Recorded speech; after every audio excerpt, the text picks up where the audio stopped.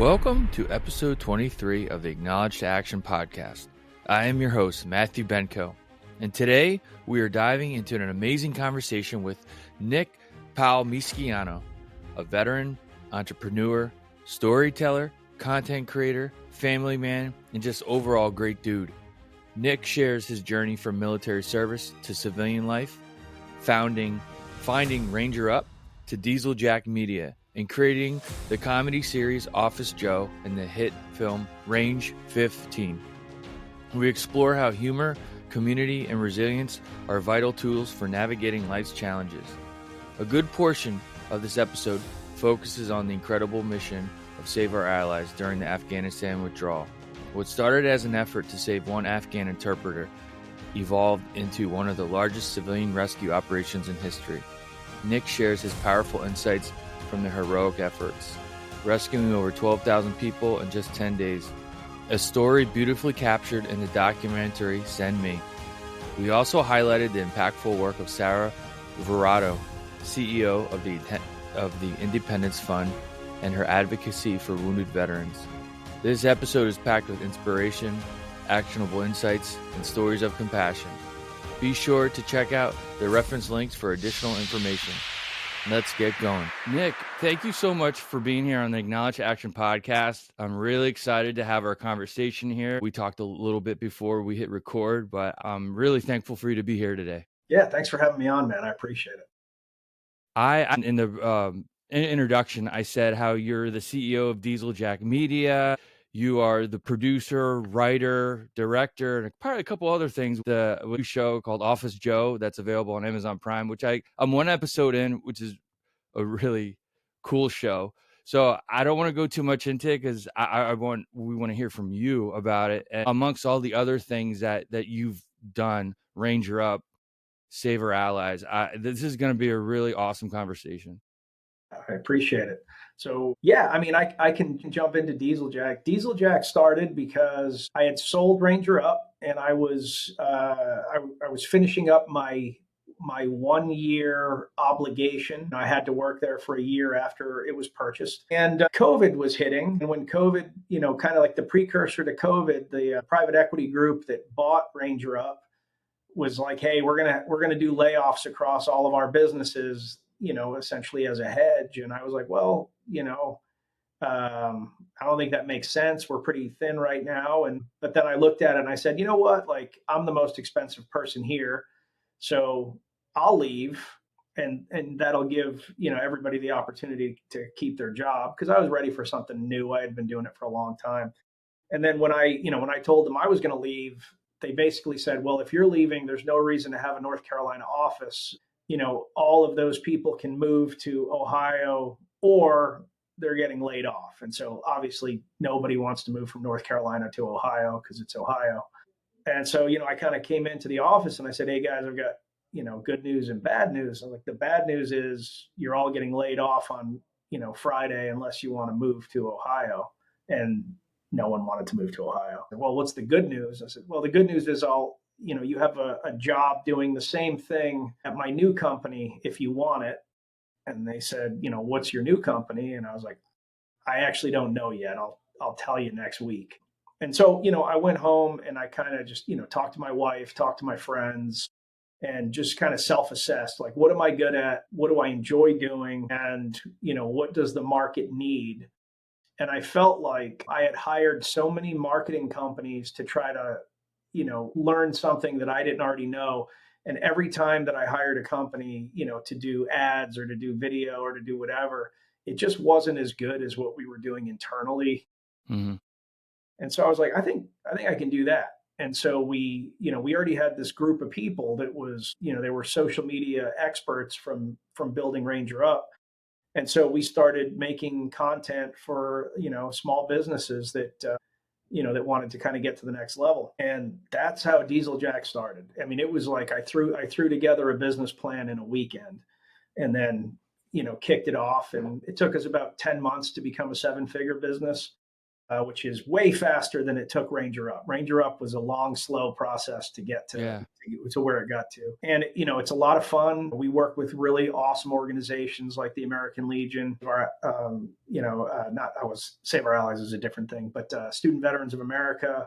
Wow. We've worked with Warrior Rising and a ton of for-profit companies. Part of the plan was always, once we kind of get established and figure out, who we are, let's make our own original content. And we've made some documentaries. Send Me is the biggest documentary that we made. With Send Me, we made that, and all the funds were donated to Save Our Allies. I wanted to get back to comedy, and that's where Office Joe came in. So years ago, I made a movie called Range 15 with my friends Jared Taylor, Matt Best, Tim Kennedy, Tom Amenta, Vince Vargas. Uh, you know, that was the only independent film ever to go to number one on Amazon, and it was number two on iTunes. We lost out to Angry Birds, Wow. which still pisses me off. But that was a heck of a lot of fun. It was incredibly hard to get that done, but I thought it was like a really healthy thing for the community. And in the wake of Afghanistan, in the wake of Iraq, in the wake of the suicide epidemic, all the negativity that's in Washington, I just, there's so many people fixated on the negative aspects of our community. I just wanted to do something fun. Like what I always enjoyed about Ranger Up was making people laugh. I didn't love apparel. I liked the ideas and I liked making funny shirts, but it's not like I had a passion for t-shirts or anything. I just enjoyed making people laugh. So And for our listeners who may not know what Ranger Up is, it was an apparel, it was t-shirts, it yeah, was it was the first direct to consumer military apparel brand. okay. Yep. So prior to Ranger Up, the only which sounds hilarious now because there's so many military apparel brands Yeah. now. At the time, there was no real social media. So it had to be built kind of, I actually built it with like military blogs. And, at one point I ran the largest military blog in the United States called the Rhino Den. Yeah. So it was a completely different time. And then when, we were a first mover on Facebook, and then about 2 years after we started, Grunt Style started, and we were the biggest for about 8-9 years, and then And that Grunt. started what, 2006? Is that when Ranger Up?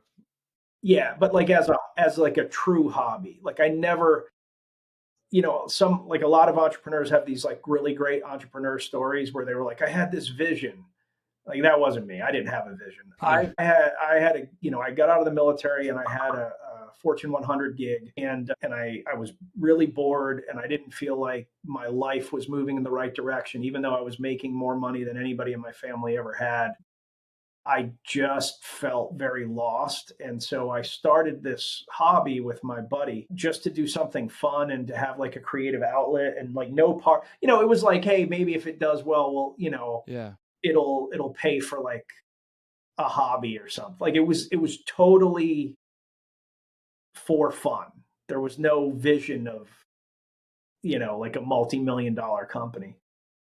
And then I just kind of became obsessed with it, started getting emails from guys that were in Iraq or Afghanistan that were like, man, like I've never seen anything like this. It's like for the community. And, it made it, this article you wrote made a difference, or this article that so and so wrote made a difference. And it started growing. And then, it got to the point where I was getting promoted in my corporate gig.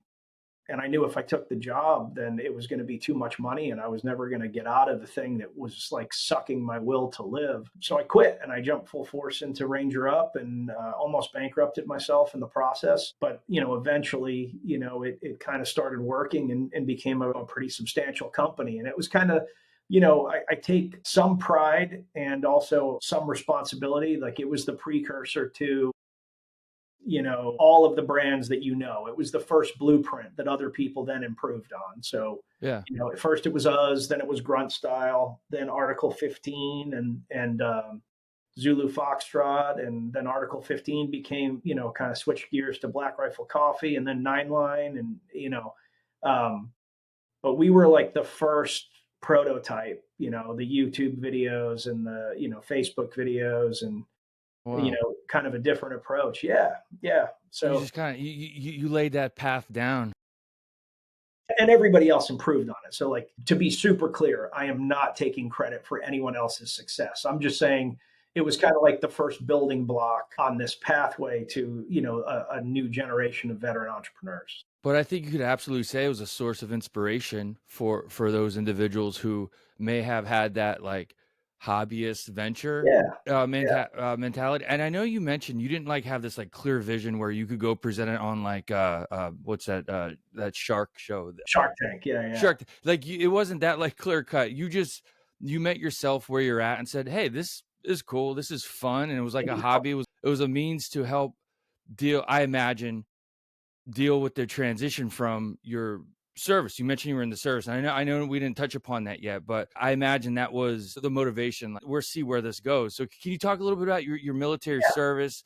Because yeah, something prompted you, that there was some sort of acknowledgement or some sort of motivation. That I know you mentioned it was a hobby, but here it became an incredibly successful yeah.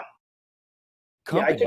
talk, I talk about this actually quite a bit because I think it's really important. The biggest challenge when you get out of the military is losing purpose and tribe. Hmm. That's what I think. That's my opinion. I'm not a professional, a mental health professional or anything, but I know that I got out, and right as I was getting out, one of my favorite soldiers was killed, and I got hit with immediate guilt. Should I have gotten out? Should I still be in? Is it all right for my friends to still be in the fight, and I'm sitting here, with a good job or at school, or and so there was a lot of guilt, wondering if I was doing the right thing, and then combining that guilt with not feeling the same purpose. I was no longer defending the country, Hmm. which, we all joke about it, but really, like, it's the coolest job in the world, Yeah. regardless of what your job was. I was an infantry officer. And so that was gone. And then the group of people that you have around you all the time supporting you is gone. And it's not like I had a hard time. I had a good job. Like, no one should feel bad for me, but I still felt like really twisted inside. And so that was sitting with me, and I considered coming back in. I got heavily recruited at the time by the agency and decided not to do that for the same reasons. I was trying to prioritize family, Hmm. which was the biggest motivation for getting out in the first place. So, going agency wasn't going to help that. And, I was in this situation that everybody told me was like, hey, you went to West Point and you served, and, you went to grad school, and you have this Fortune 100 gig, and they're, you're living the American dream, like what you're the playbook of what you're supposed to do. Hmm. Well, am I allowed to swear on this? Yeah. Yeah. Yeah. Go ahead. I A little rip. was fucking miserable. Yeah. Like, I was truly fucking miserable. Um, Wondering what the point of all of it was. And so I needed an outlet. And that outlet was this hobby. Like, me Yeah. and a buddy were just like, let's have fun with this. And, I still remember, like, I kicked in like 36 grand, and he kicked in like, I don't know, 15 grand or something. And back then there was no print on demand. So we designed these shirts and made a website and printed a bunch of t-shirts and put it online, and we thought word will get out quick, and like that didn't happen. It was Yeah. super slow, and we are like, oh my god, we just wasted like 50, 60 grand. But it was fun to like solve that problem, and it gave me something to think about. And yeah, that was the beginning of my entrepreneurial journey. There's so much value in what you said, Nick, about like you said you were fucking miserable, right? And you acknowledged that, right? Whether it was a punch in the face or you sensed it coming. And again, I don't speak for all veterans. I can't, but I can only speak for my experience and from what I've been hearing from other veterans through the podcast and just through my journey of years of military service, right? And there's this void that you have to fill when you get out of the service. Yes. And nothing really prepares you for it. I guess it's a lot. You mentioned you had kids, you have kids, I have kids, and nothing really prepares you for it. Like sleepless nights, all this stuff that comes with it. You don't know until you know, until you're experiencing it. And Yeah, I see that as military transition, and we need these outlets, resources, and access points to fill in that void based yeah. off who we are and And meeting ourselves where we're at. the void is more surprising, especially when you get frustrated. So, anybody that's been in the military, like, sir, the opening scene in Office Joe is a scene that I have lived and that multiple of my friends have lived, just trying to freaking out process, and they won't let you make a copy of your orders, right? That was pretty funny. And so True and funny all at the same time. true, funny, and also like I've had multiple people text me or call me and be like, "Bro, I had massive anxiety watching that because they were, maybe it wasn't orders for them, but it was CIF or it was something. It was Yeah. something stupid that the military did to them. And for me, like I once went 6 months without getting paid in the military.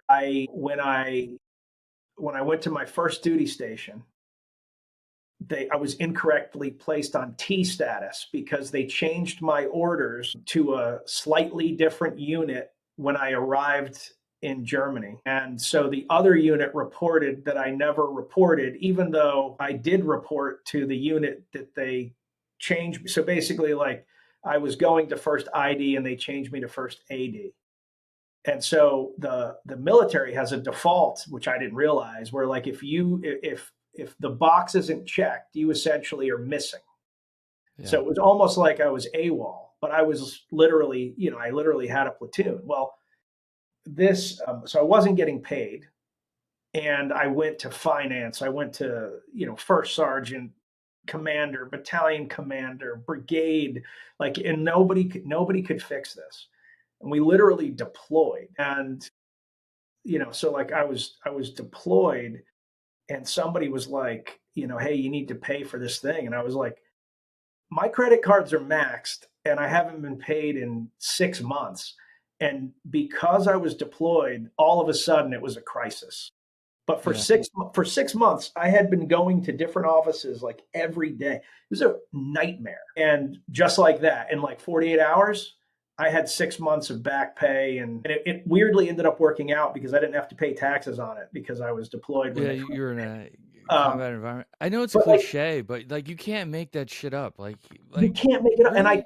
I couldn't leave. Like, it's not like a regular job. If they don't pay you for a month, you're like, hey, I'm gone, man. Like I'm not Yeah. sticking around. But it's like I literally I did not get paid. My friends would like just loan me money, and there's nothing I could do, and maxed out a credit card to like 30 grand, and I mean it was a fucking nightmare. So like that kind of shit is the things you can't explain to people that haven't been in the military.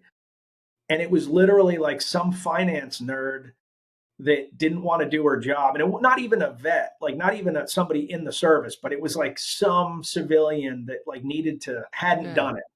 Like And then like whether it was a lack of ability or oversight or just more just laziness. just laziness. Yeah, I'm sure it was laziness. I don't think it Yeah. was like anybody had it in for me, but Yeah, it was just like, and it I'll was. get to this when I get to it, you know? So, but anyway, like you get out and you're expecting, because of all the bullshit you're put in, you're like, I will finally have freedom. And there is an element of that. Yeah. It is, and you can attest to this. It's nice to not have to get up at 4 in the morning. It's nice to, not be on a situation where your boss can call you at 6 p.m. on a Saturday and say, hey, you've got to come in. It's nice to have that freedom, but also with that freedom comes no one's looking out for you anymore. Mhm. Your mission, your important mission is gone. So you have to find a new mission. What is your life about now? And you have to find a new tribe, like who is, and not to say it has to be a different tribe, but a lot of people get out and they go right back home, and they've changed, no one else has. So figuring out what you're going to do, and it doesn't have to be like some giant, monumental dramatic mission, but you should always have something that you're chasing and you're trying Mhm. to accomplish, and you're trying to do, because otherwise we get stagnant, and stagnant doers are very dangerous. Yeah. The military teaches us to execute.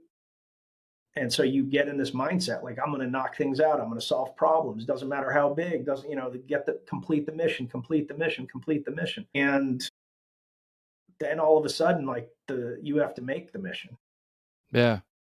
and it's hard.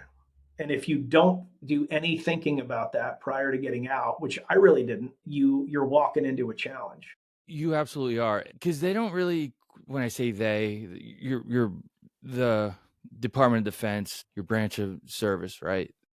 I don't think there's like a model, a structured model to prepare you for that. It's because one, they have an experience, and it goes from underwhelming to overwhelming, and it's that constant back and forth. And that's over the years. I'll share this. The word acknowledge, it comes from the operational checklist from being a C-130 load master air crew guy, right?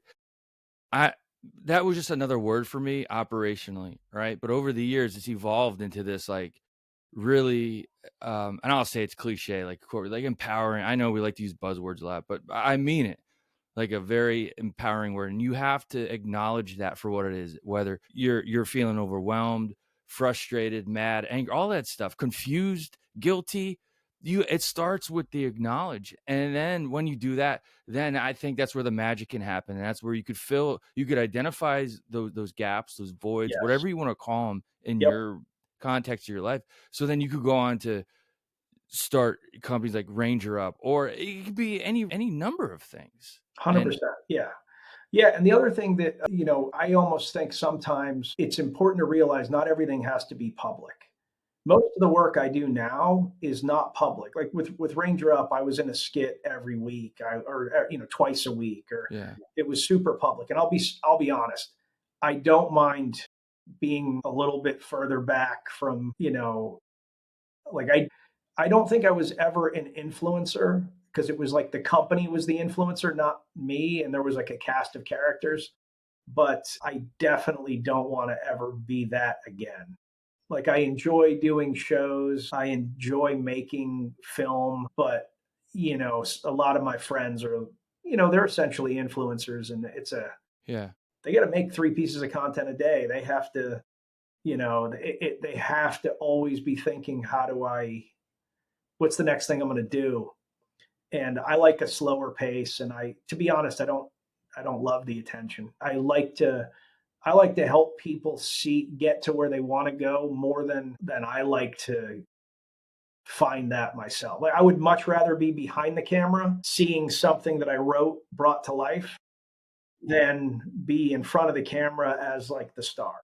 I imagine with being a higher profile public figure, content creator, whatever you want to call it, like you go from relevant to irrelevant pretty quick if you're not consistent, steady, and constantly producing. And even if you are constantly producing, nobody's star shines forever. Yeah, I mean, even think about like even at the highest level, there aren't a lot of Tom Cruises. yeah, Even he's had his dips. yeah. It's an interesting point where you go through these ebbs and flows of uh, productivity or Yep. engagement, whatever you want to call it. And the longer that you're popular, the more people hate you. Yeah, I know we kind of talked a little bit about that, but like when you start climbing that ladder, I think sometimes people want to see you fall. Or if you're a half glass full guy, again, we're using some cliches here. People want to see it get knocked over. I don't think most people actively are going to knock it over, but yes, it got knocked over. For what? Yeah, I've been around again. I've been around for a long time, and I've watched. We're kind of on the third generation of military influencers right now, Hmm. and somebody starts to get popular. Like they build a group of people that are fanatical about them, and you'll see them in everything. They're on every podcast. They're on everything. They're doing collabs with lots of people. And then, something happens, somebody comes at them. Then there's like a split where there's one group that likes them, one group that doesn't. And then there's a crash where they kind of hit, you know, influencer rock bottom. And then it's a decision on their part. Some people walk away and say, F this, and some people rise again and kind of reinvent themselves. And I've watched many iterations of this. And so, for me, I encourage people that I like that are popular to build businesses and not think of themselves as the business, because if you decide to be public facing, at some point somebody's not going to like you, Yeah. especially if you have any substance, because it means that you have opinions. It means that you're going to disagree with people, so then you build enemies. Then like I did a TV show for a while. Like, I shouldn't say TV show. I did a web series for a while called the Bad News Network. I did it for 5 years, and at its peak, it got 100, 200,000 views a week. Between Facebook and YouTube. By the end, I think it was only like 50,000 or so, like 11,000, 12,000 on YouTube, and because all the algorithms change. But the whole purpose of that show was just to try to tell the truth about the news, literally to just be like, here are the facts Yeah. without, and told in a comedic way. And anytime that I was editorializing, I would literally say, I'm editorializing right now. So this is my opinion, not fact. And the show, it was weird because the show was popular, but it made no one happy. Like, because it was never like the right side or the left side. It was just like, hey, here's what I think. And man, people would just tee off on me, like, just like, usually I agree with you, but you're effing stupid and this and that. And it's like you could call it like the objective opinion, yeah, it was just like, and it was exhausting. And Wow. I stopped doing it after 5 years because I was just exhausted because it was so much prep work to do a good show, to do it the right way. Because, Yeah. news happens. And contrary to what people on the internet pretend, none of us are experts in everything. Yeah.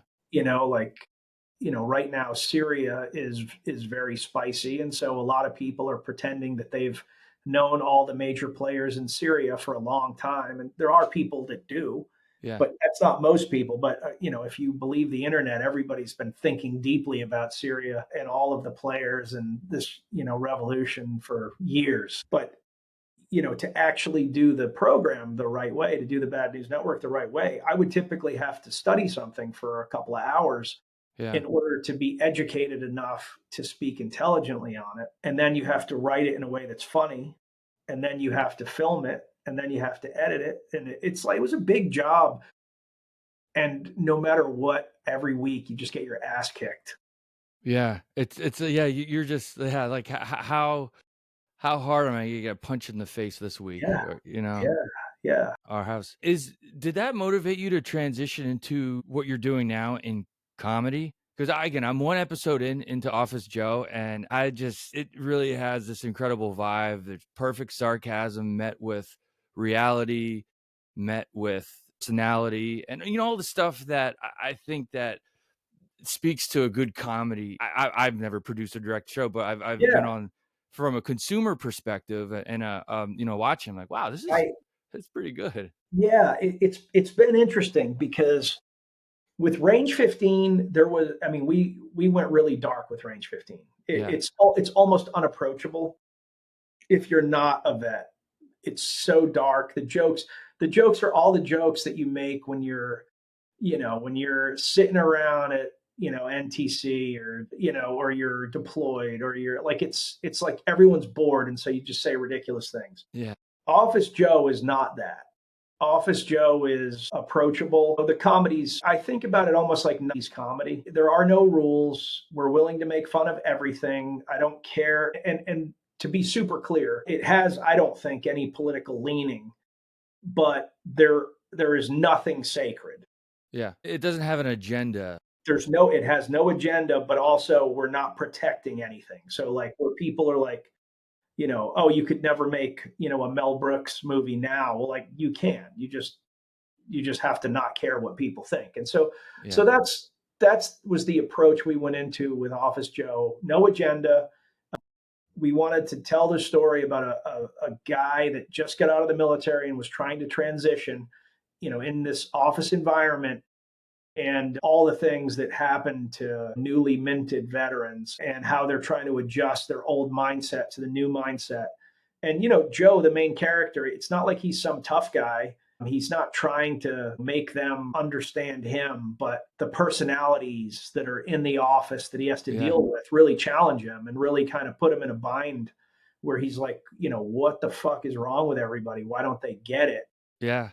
And they don't understand him. But over time, they start to kind of include him in their family, and he starts to think of them as his family. And so I've got like a 5-series roadmap for the show if I'm lucky enough to keep doing it. But season one, the backdrop of season one is tribe. And so it's finding your new tribe. Yeah. And And it's on Amazon Prime, right? it's on right now. It's for sale on Amazon, Apple, and Google Play, YouTube. Oh, wow, okay, those 3. I started on the Amazon Prime one, so Yeah, yeah, yeah. I just a little bit again, I'm only 1 episode in, but what I took from it is when you get out, because I was active duty prior, I went into the guards. I had several transitions, and that's a whole nother sidebar conversation, but when you get out for that first time, you have this you can be overly optimistic and hopeful and excited and what's that? Your dopamine levels are can be off the charts. And that's what I sense with he was so excited. Nothing was gonna stop him. Yes. Nothing. As far as like, I'm prepared for anything and everything in a good sort of way. And then he quickly realized he's like, whoa. So I'm excited for the next couple episodes to see how he adapts and how he takes probably a more pragmatic approach too. That's kind of that's the vibe I'm getting, where he goes from optimistic to pragmatic to then it's like a if you wanted It's a to that, and I believe that's how military transition can be. Society doesn't owe you anything. It's nice and all this stuff. Expect the worst, hope for the best, and usually you get somewhere in between. Whether it's just coming off. it's a roller coaster ride. Yeah, it's a Yeah, roller coaster. And life is a roller coaster ride. yeah, and I think if you take that approach, then you have that ability to adapt and adjust, and when we get to see it in a funny way, and when we have those moments where we don't have to take it too serious and have a laugh about it, that's the best. I mean, there's nothing tops comedy in my opinion. I mean, it's who Yeah. doesn't like to laugh? I mean, Yeah, geez, no, that was the intention is, there's been so much negative stuff, Afghanistan, Iraq, yeah, neither of those conflicts ended the way anybody wanted. Then you've got not just a veteran suicide epidemic, but there's a national suicide epidemic. And then you've got all of these different political challenges and people talking about cutting veterans benefits, and there's all these things that are negative. I hmm, just wanted to do something that kind of, gave the middle finger to all that and was just fun. Like yeah, everything doesn't have to be incredibly serious and dark. And or doomsday, yeah, that's right. yeah, And through it all, through everything that happens to Joe in the series, and a lot happens to him, and he screws up a lot, yeah. he stays optimistic, but not by himself. He stays optimistic through the support of, his old boss. He stays optimistic through the commander of the local American Legion, And played by that's you, right? That's play. Vince Vargas. Vince Vargas I'm is sorry, but you were in the opening yeah, season. You had the Legion hat on. You that's woke right. up. That was pretty funny. Yeah, yeah. So my character always wears the Legion hat, Yes, no matter. yeah, that's pretty good.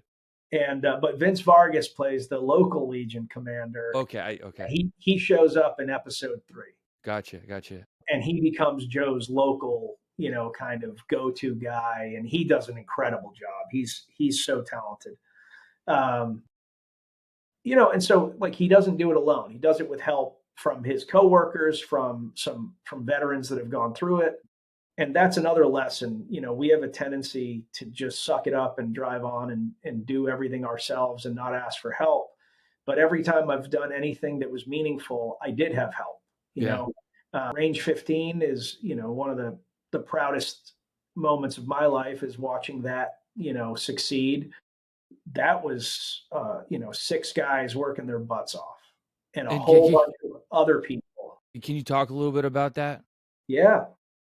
Yeah. So the name Range 15 came from the combination of Ranger Up and Article 15. So Ranger Up plus Article 15, Range 15.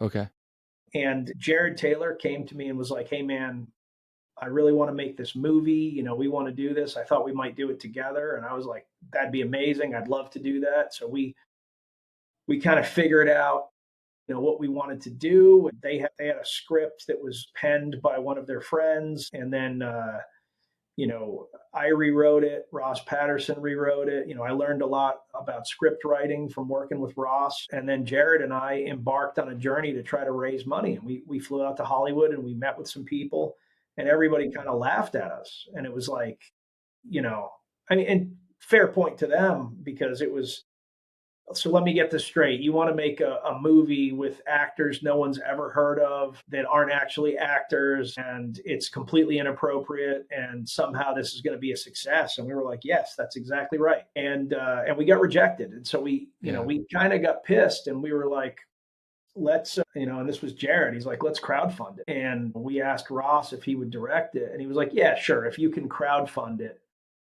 then I'll do it. But he's like, but just to be super clear, I've never seen anyone successfully crowdfund a movie. And we were like, well, how much do we need? And so we figured out how much we could kick in, from our businesses. And then like we needed an additional like 350K. Mm-hmm. And so we did a crowdfund for 350K. We hit that in 20 hours. What? So And less than 24 hours. in less than 24 hours. And then things got wild. And then Wow.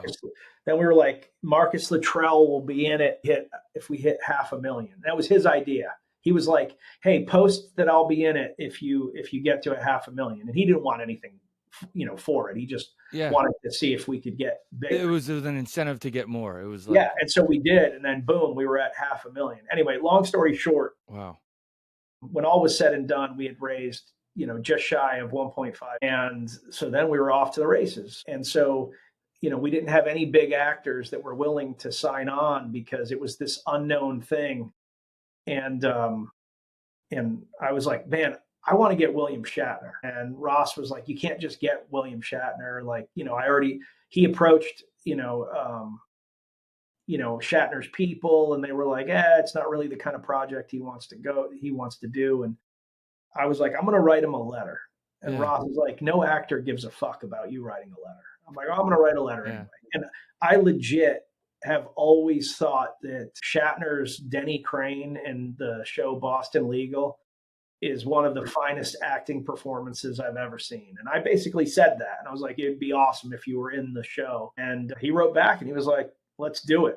What? And so then we got to announce we had William Shatner. And then once we did that, Sean Astin reached out to us and was like, hey, I want to be a part of this. I want to support vets. And so then we got Sean Astin, and it just turned into this thing where, Danny Trejo and Randy Couture. And, we ended up with this incredible. Wow. Just that momentum, just that the energy. And Just the energy has a energy, the way of, momentum. Yeah. And it became this like incredible event. And even when we were filming, we had a situation where we had a rented Humvee that broke down, and it was a civilian. It was a Humvee that had been like converted to civilian. So it had a key and everything. Well, like somehow somebody lost the key, and then the battery went out, and we needed a slave cable. Long story short, some Marines literally appropriated a slave cable from their unit and drove like 6 hours to save the day. It was wild Marines love hearing that. That's great. how many times we just got saved by the community through the process. And then, Yeah. we made this movie and we were like, all right, we did it. Like for better or for worse, we did it. And we launched it, and it went to like, we just watched it kept climbing, and it hit number one. And we were like, holy shit, we've got the number one movie in America. Wow. And I have these pictures, and it's really hilarious because it's like Range 15, Superman versus Batman. What? It's like, it was a really wild That's moment. pretty epic. Man, It was epic. It was honestly, it was epic. Wow. Like, where do you go from there? Like, how do you top that? Like So that's a really important thing that I realized, because I'll tell you, I learned a valuable lesson in that we were sitting at the premiere, and we got a standing ovation from the audience. And this was in DC, and I don't know how many people were in the house, but I want to say it was like 400, 500 people, standing Yeah. ovation. It was a big deal. We were all dressed up.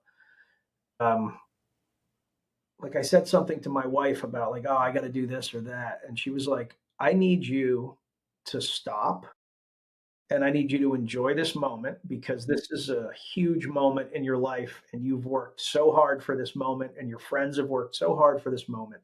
And I want you to not be thinking about the next thing, and I want you to just enjoy it. And Yeah. I did, and I just stopped. And then I started asking myself the question, like, why are you always like this? Because I am. It's like I'm on to the next thing immediately. And I came to the conclusion that I was overly results oriented. And you cannot be results oriented and happy. You can't, Yeah. because it will never be good enough. And I've ruined so many things. And looking back, I realized I had ruined so many things in my life by being results oriented. Yeah.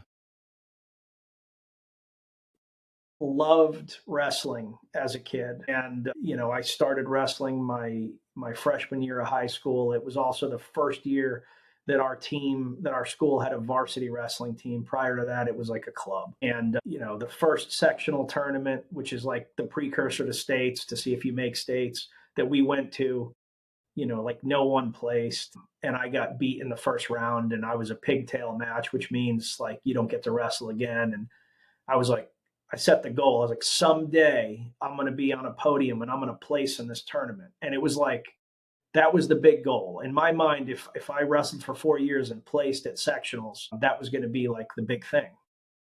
Well, I placed the next year, Yeah. and it was like, I only did this. I need to get to. It wasn't good. And like you said, it wasn't that incredible achievement you made wasn't good enough. Yep.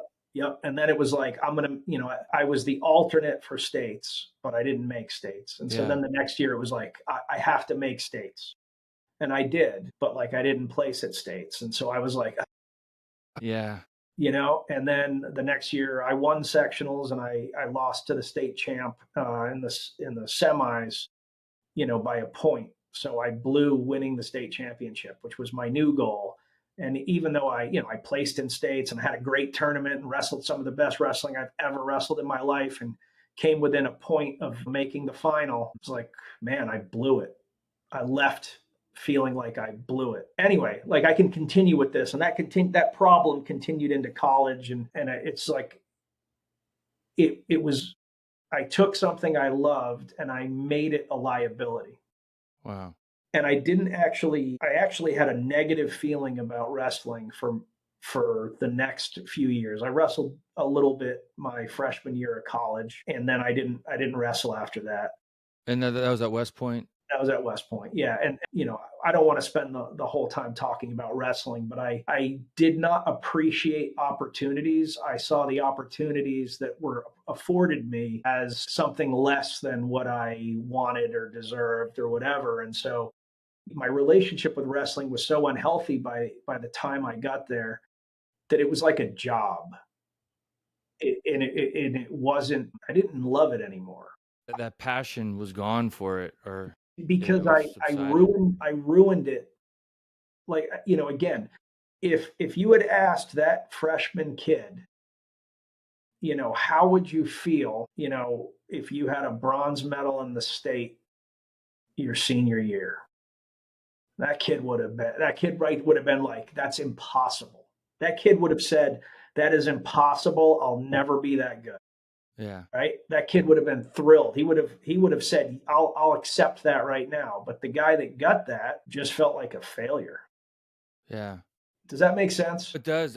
There can be a fine line between achievement and obsession, and when the scales tip, you get obsessed with it. It takes away from the integrity of why you're doing it in the first place. It almost seems like it's like, because, like you said, it becomes a liability, a task, and because it started in passion and just integrity, it Started in complete passion. it leaves a bad like. Now, if it didn't start with that level, well, you probably wouldn't have achieved all that. But yeah, no, I hear what you're saying with that, and But I that's I pretty interesting. practiced because I loved it, and I Yeah. wrestled because I loved it. As soon as I assigned something that I had to do, it changes the equation, right? Yeah. And so, people say, like, aim for the stars, because even if you miss, you'll land in the treetops or whatever, that kind of nonsense. Yeah.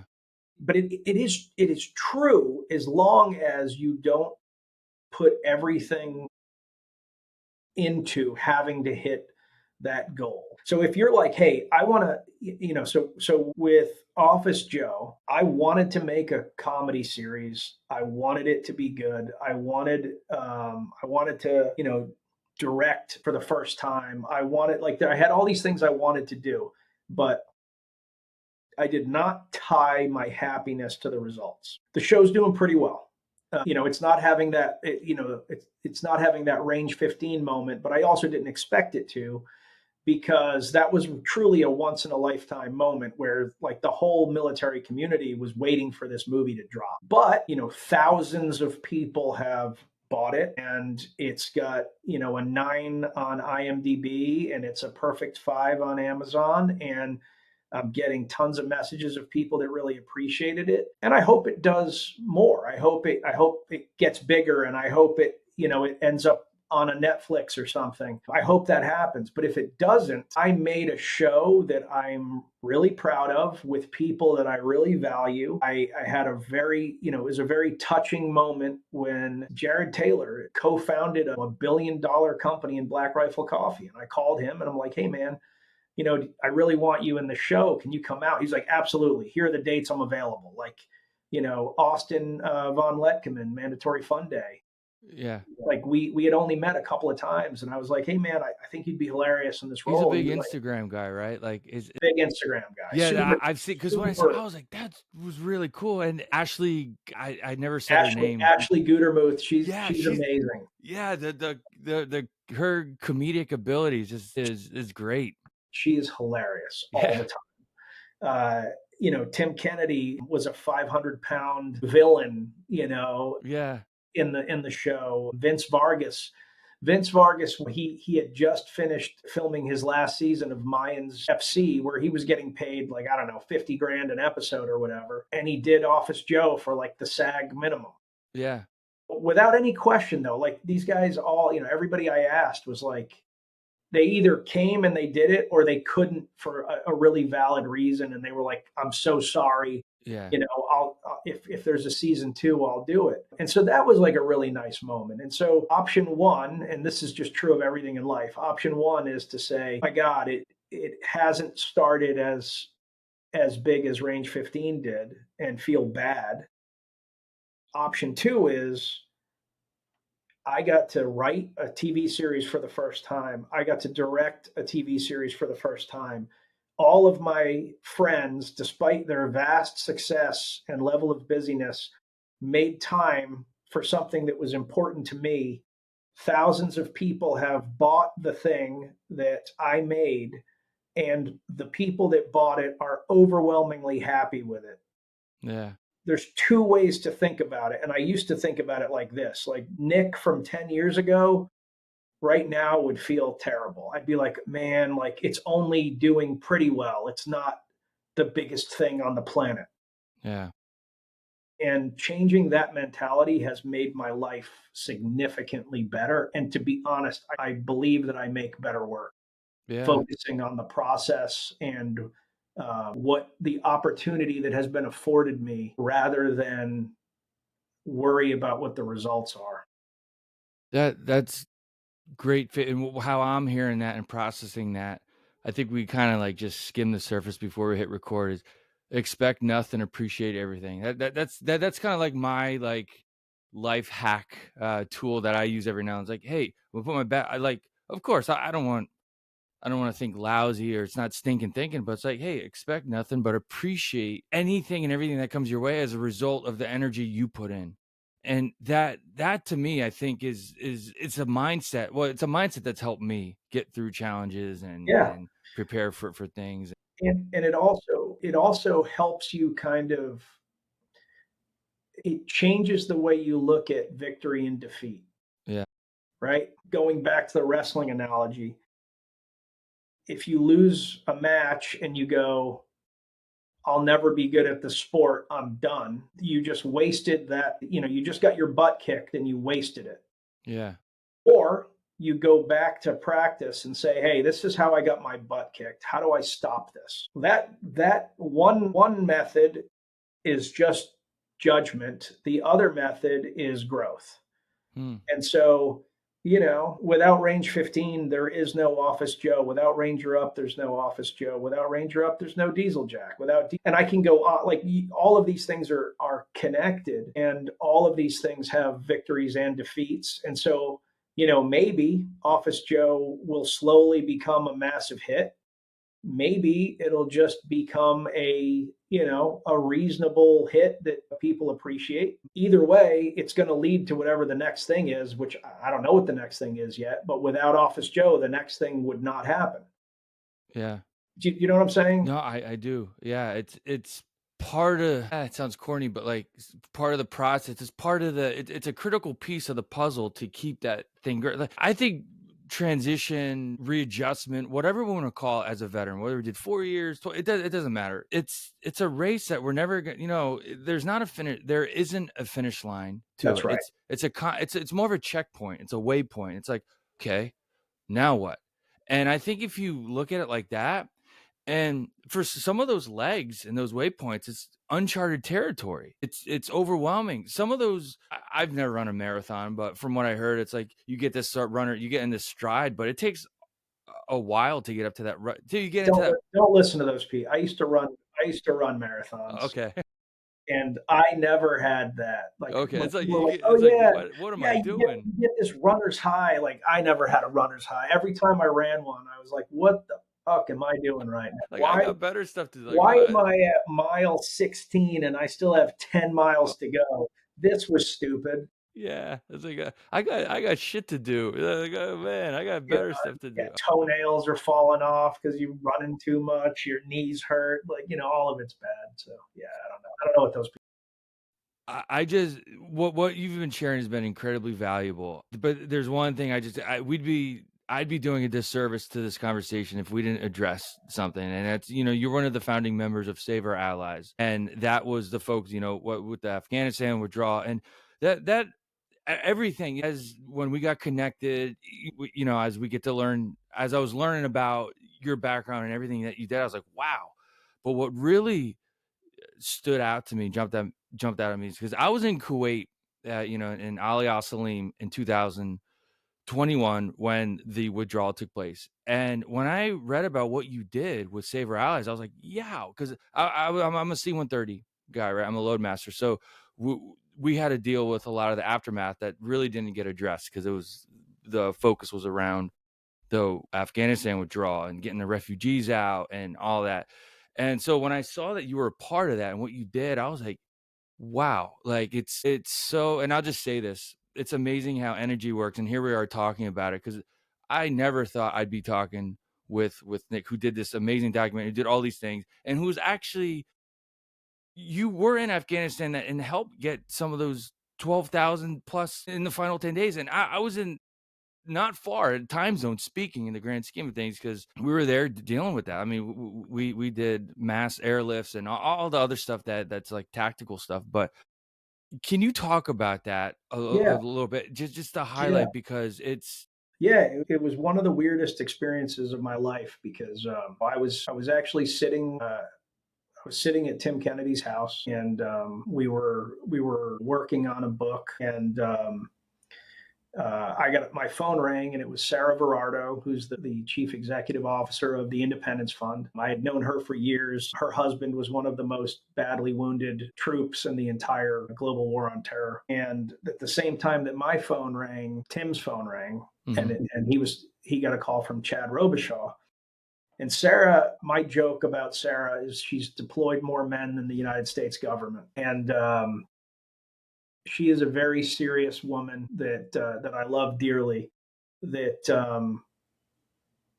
she was like, Nick, I need you to go to Afghanistan, and I thought it was a joke Mhm. because I wasn't cool when I was in. I was a standard issue infantry officer. I'm definitely not cool now as a middle aged man, and so there are a lot of people that are significantly more qualified. But she was like, I've known you for a long time. I trust you. I need your help. And so I said, let me ask my wife. And so I called my wife, and surprisingly, she said, listen, I can't do anything to help these people. They need help, but you can. And if you want to go, you should go. And so 24 hours later, I was on a plane with Tim, and we flew into the UAE. And Yeah. I'll say right now, if you want to give anybody real credit for being the heroes of the mission, it's the grace of the Emirates. Yes, that was an incredible hub. They Well, when I say incredible, like just as far as like everything that took place there, it was, yes. the you want to talk about random connections. Chad served with a guy by the name of Santa Six. Santa Six had a company that operated out of the Emirates.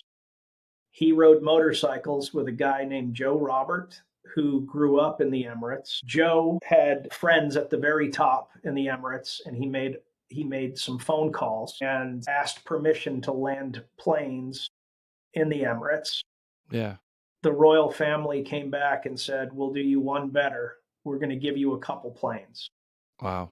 Those planes were C-7. So all of a sudden, we had 12 middle aged veterans sitting in UAE with two significant airframes. The guys that were there first, other than Joe, were, we'll call them Sean G and Sea Spray. They were trying to use connections of their own to get the ability to land there. So we kind of all met on the fly and formed into what we called Task Force 68 after Isaiah 68, Here Am I, Send Me.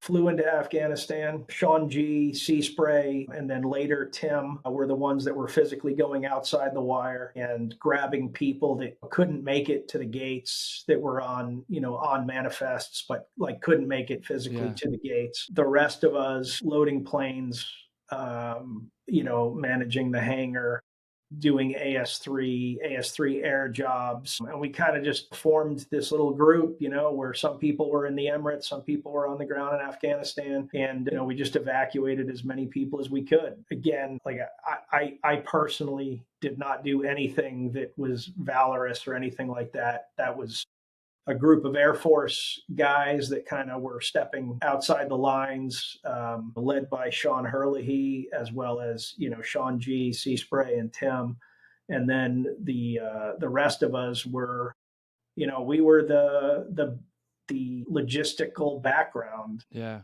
Like, I'll tell you, the minor injury that I got there was old man shit, because shortly thereafter, after we started evacuating people, Mercury One, which is Glenn Beck's organization, donated money to and leased some 737s. So then we picked up three more airframes that were, I mean, to be fair, they were very sketchy, Yeah.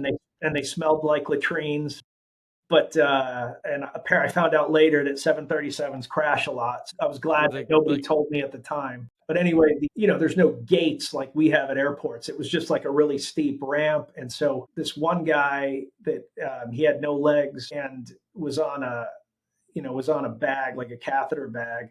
And so like I had to carry him up the stairs, but he wasn't light, even though he had no legs. And so I had to like put him against my body and kind of have my arms out here, almost like a chair. And then the catheter bag was like over my shoulder. And like I retore just minorly, like an old shoulder injury. So it was like the yeah. injury of all. But that's the group we were. We're a bunch of middle aged dudes, and it was wild. And by the end of it, we had moved. I'm sure somebody will check me on this, but I want to say it was 8,937 people into the Emirates, and then another 3,000 using those airframes into Qatar, Yeah. and Wow. uh, and that made up about 11% of everybody that got out. And so, um, Gosh. yeah, it was a really wild experience. I was not qualified to be there. I got invited largely because I was a known quantity in the community, Mhm. and I felt like the community had done a lot for me, and that I owed whatever service I could provide to the community. I'm not an Afghanistan veteran, but I knew how important it was for veterans of Afghanistan that their interpreters got out, Yeah. and so being able to play a small part in that was important. So, the picture behind me was I snapped a photo of Sea Spray and Sean G when we were on the tarmac in Kabul at one point. on the 1 year anniversary of the evacuation, I asked Invader Girl Sarah. If you don't know who she is, She does the artwork, right? she's a tremendous artist, and Yeah. I sent her a couple photos. I had to blur out Sea Spray's face because he doesn't like people to know who he is, but sent her a couple photos, and I asked her if she could, if they could inspire something. And so I sent everybody on that 1 year anniversary a print, basically like the one behind me of that moment Well, with that's a pretty thank you awesome. for everything they had done. I had no idea. I mean, once, there's so much out there in the world to learn, and there's all these networks, and the interconnectedness is just, it could be overwhelming, but it's amazing at the same time. So to hear that is just pretty incredible. And yeah, thanks for sharing those details. Is there, am I right by asking, is there a documentary about that? There is. It's a 1 hour documentary that we did. Okay. I threw a small camera in my bag and I just filmed. I filmed very little stuff. It's not like there was time to do any of that. And Yeah. but I filmed a little bit, and I also did interviews with a lot of the guys right after we Wow. finally got back. Everyone, when the last guys, Tim Seaspray, Sean G, and Dave got stuck on the ground after the bomb, and we couldn't land another plane. And then the plane that we had, we got some help from some government folks. Well, their plane crashed in Pakistan, so we had no way of getting those guys out. So luckily, they were able to hitch a ride C-17 to Qatar. But then once they got to Qatar, they were like, "Hey, you guys are not active duty. You can't be here." So then they got kicked off the base, and they had to they had to hitch a ride to like the Qatar airport. That's And wild. yeah, and then like, it's there's so many stories from that trip that but anyway, when they finally arrived back in the Emirates, they were exhausted. Sea Spray had lost 37 pounds in 10 days from just pushing nonstop. And I said, "Hey, can you guys just give me like 20 minutes because I think this is important." And so I interviewed all of them right there on the spot, and we got some pretty powerful stuff. And then when I got back, my wife and my buddy Hollywood Hurd, who's an Air Force vet, Hollywood was his call sign. His real name's Kevin, but he doesn't like to tell anybody that. Okay.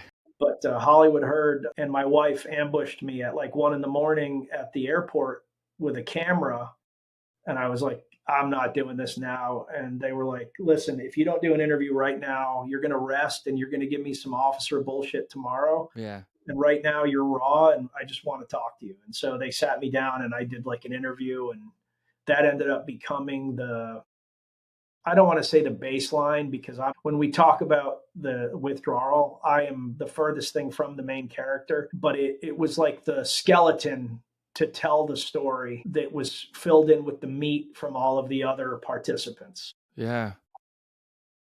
Wow. What's the name of that documentary? It's called Send Me. Send me, And send. Okay, we talked about that. Okay, yeah, you got so much great stuff. I'm just, so just want to get, because I know that the listeners, that there's a lot of great access points to follow up with what we talked about. And wow, that I'm just because it hits so close to home, not just as a service member, but because I was in that part of the world. And yeah, wow, yeah. that's It just was where I'm at with it right now. I honestly think, and I hope that VSOs and the military look out for all the guys that were deployed to that mission Yeah, because it was such a hard mission. Like we were busy and we had something that we could do, but a lot of the guys that were standing posts basically had to look into like a sea of sadness and yeah, hopelessness and not really be able to affect the situation the way they all would have liked. And so, a lot of people worked very hard and there was a lot of tensions because, we were trying to get people out and, different other groups, whether they were SOF or whether they were agency or whether they were whoever, everybody, kind of had their own people that they were trying to get out, and, tensions were high. And, so, at the end, we were able to help 12,000 people get out, but we had 19,000 more on our list, and there were other lists that had more. And So it's like it was a situation where I think everybody left just pissed off, Yeah. and then because of the bomb and the loss of those incredible service members, that was the end of mission for anybody that wasn't military. So Yeah. when that happened, within 24 hours, it was like, hey, Yeah. anybody that isn't active duty right now or stationed with the agency Yeah. Like operational. needs to get the fuck off of.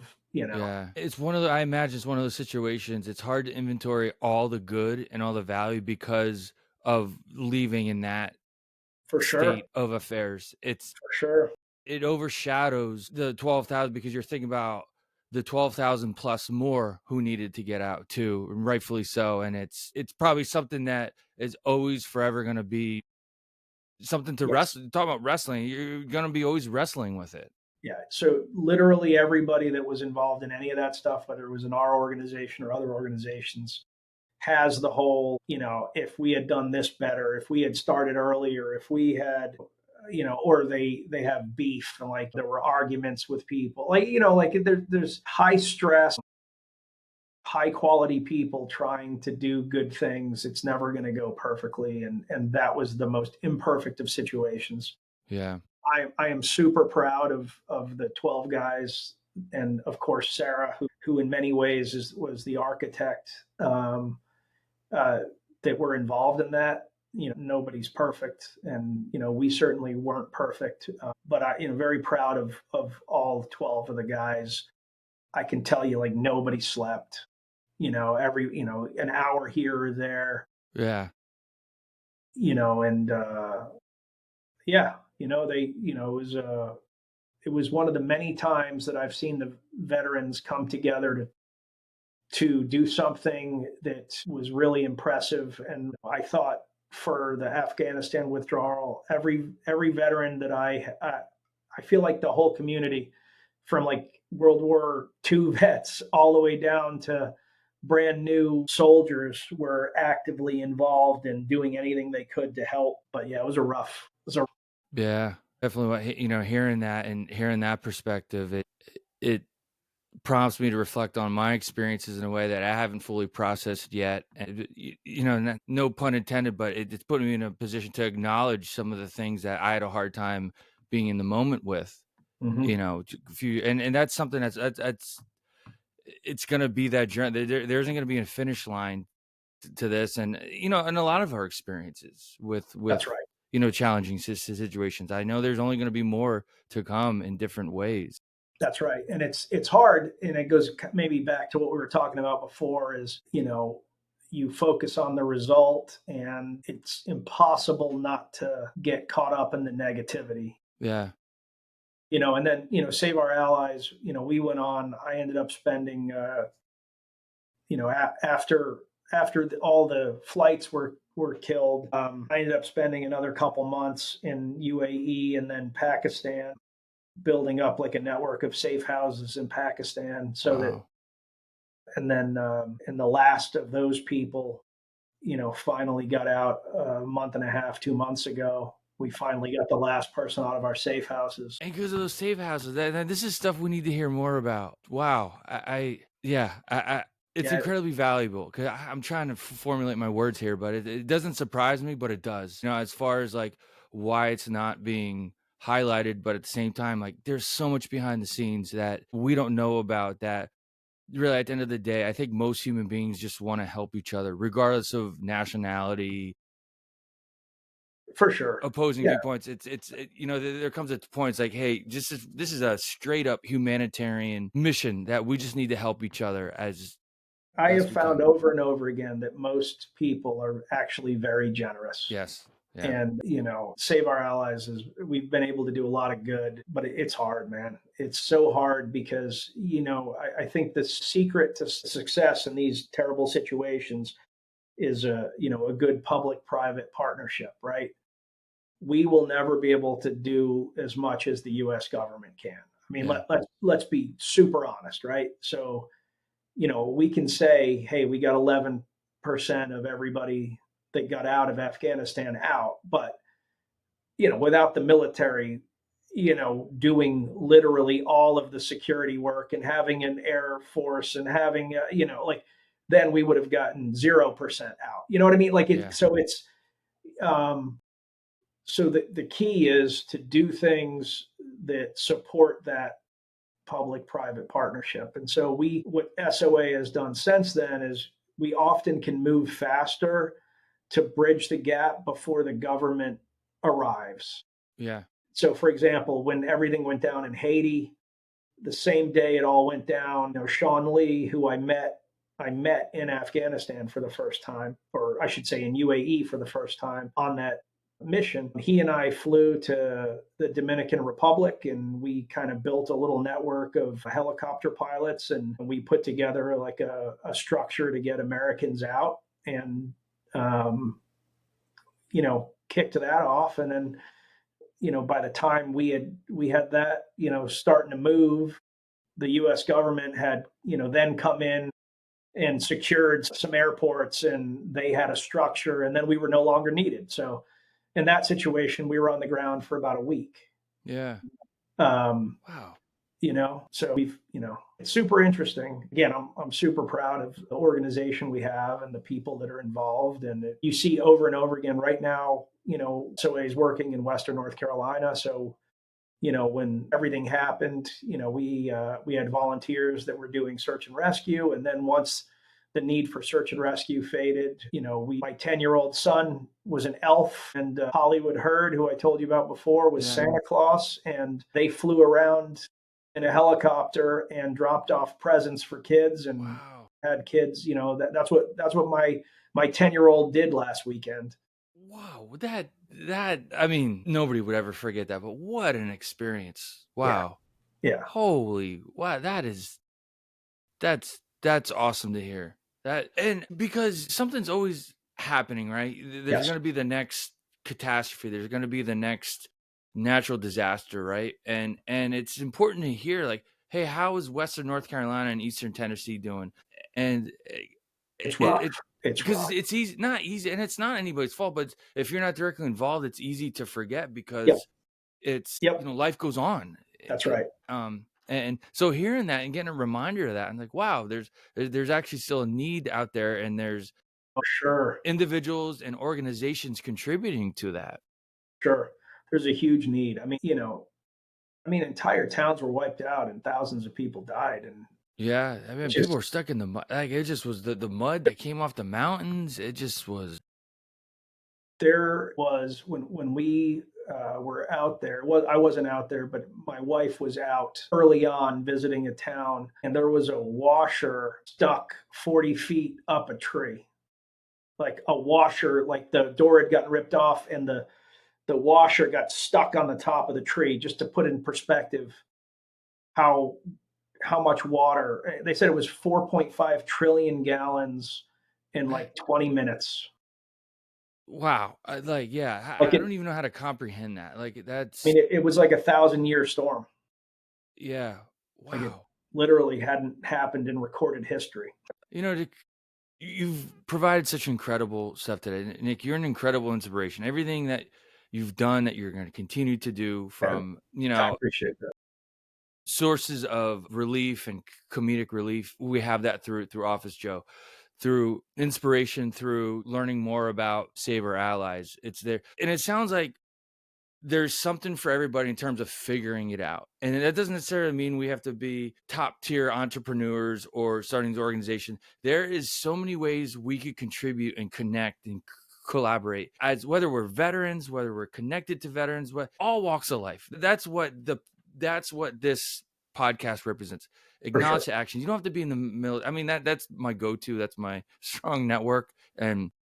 And all that, but there's a correlation to that, to where, like, it's a humanitarian thing. We all need outlets. We all need those access points to connect and to figure it out, to contribute. So many other things, so many other things that a good poet could kind of like fill in the blank, and put the finishing touches on that. But this is what this is all about, and I really appreciate and value, and thank you for trusting me and the Acknowledge Action, because I'm openly processing this now and digesting everything you're saying. And this is an incredible access point that I know is going to be available to all of our listeners and beyond as this continues to grow and all. I appreciate it. Thanks for having me on, man. Yeah, no, I know we talked a little bit before we hit record. I have a couple like questions I just do like to get out. But what advice, wherever somebody's at in a state of transition, readjustment, I mean, you name it, whether it's from the military, whether it's just through a hardship of life, what advice do you have for them to help them? Yeah. I think that it's important to know that everything is temporary, because when we get in trouble is when we try to make a permanent decision around a temporary problem. Mm, And I'm definitely not trying to end on like a dark note or anything, but we've lost a lot of people in the veteran community, and yeah, people think it's the mistake is they think it's about combat, but we actually are seeing an increase in people taking their lives that have not served in combat or have not deployed, have not done any of these things. And so the question is like, why is that? Because the thought process has been, well, people saw bad things and they can't recover from that. And the data suggests something else. It suggests that they have lost purpose and tribe, and they feel alone. They feel like what they did doesn't matter, and they feel like they're not important. And so when do we feel that way? Well, we feel that way when we're not doing anything. yeah. And so sometimes the reaction to things are bad is I'm just going to hunker down. I'm going to sit in my house. We'll You wait know, the storm out. I'm going to Let wait the the storm storm ride out. out. And actually, like with men in particular, it's really important for men to be doing something. Yeah, And if you don't like, if you're having a hard time and you don't have a job and you don't feel good about that, go volunteer. yeah, You have a lot to offer. Um, the darkest times for me, like going through divorce, was very hard, and I had a good divorce. Right, my ex-wife is still one of my best friends. Still awful, yeah, and you feel like, hey, I'm never going to get through this. I'm never going to be happy again. I'm never going to. Right, well, that's not true, but it felt that way. yeah. That's where you're at in the moment. That's where I was at in the moment when my business, my first business was going through really hard times, and I didn't see any way to get to success, and I was like, man, did I really fuck up my entire life by doing this? Well, like that, it felt at the time like that was it. I had blown it, and that wasn't true. And so, I can go on and on and on. I failed a lot in my life. Like it's temporary. Like life will continue. It's not over until it's literally over. And Yeah, so, one thing that I know is that no matter how bad it's ever been for me, I'm still here and it all worked out. yeah, That doesn't mean it worked out without pain, but yeah, it worked out. And so if you're finding yourself in a situation where you're not happy, to borrow from a lot of motivational military speakers, you got to get off the X, right? You can't sit in the ambush site and just get killed. You have to, pick a direction and start running, do something. And even if it's not the right something, doing something is going to be better than doing nothing. Because if you do the wrong something, you will still advance your purpose. I think we just got the title to the podcast. Doing something is better than doing nothing. There you go. There you go. I always come up with the I try to usually the title of the podcast present themselves and to the conversation. Yeah. That's incredible advice. Yeah, you have to be in progress, and going to the title of this is you have to acknowledge it. If it's shitty, acknowledge it. If it's overwhelming, acknowledge it. If it's frustrating, if it's good, if it's happy, just wherever you're at, acknowledge it, because that's the first domino that needs to fall for you to proceed through the sequence of events. I mean, I have my mnemonic to get to the action stage, but really, you got to acknowledge to take action, and whatever you put in your toolbox to make that happen, we could do that in a variety of different ways, and that's great. That's what this is all about. And my last question to you, because I know you know the power and understanding of entertainment and media and all that's for really. So every guest that I've had, I always ask to dedicate a song to the Acknowledge to Action playlist, right? So what song speaks to you? What song do you want to dedicate to the playlist? It's a tough one. That is a tough one. I'll tell you what, I was joking around with Jared Taylor the other day because Jared is like the most interesting dude in terms of like his friendships. My workout playlist is weird. It's like a combination of Linkin Park, Jay-Z, the Rocky soundtrack, but the weirdest part of it is like I've got like 4 songs off of the Rad playlist. Yeah. You know the movie Rad? Do you know what I'm talking about? It's about BMX bike racing. Oh, yeah. So I'm going to say Send Me an Angel from the movie Rad.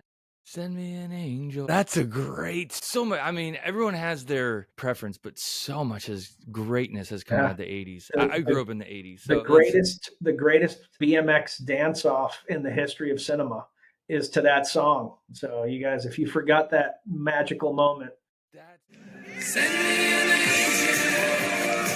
Pretty awesome. As I'm growing into the podcast, I'm working on more like not special effects, but imagery to do it. So I'm going to explore that with Send Me an Angel. And if it's okay with you, I would just like to use like a 10-second clip from Office Joe to take whatever you want. Okay. Take whatever you want. Yeah, it would just be a blip of that because I love the pie chart you did with the opening scene. I think it was in the first because when he came back is actually I'm not going to spoil it, but when you said actually it's 90%, I'm like, yeah. That's because when the first number you gave to, I think I know you what I'm talking about. I'm like, what? I'm like, and then he's like, actually, it's about 90%. I was like, this is great.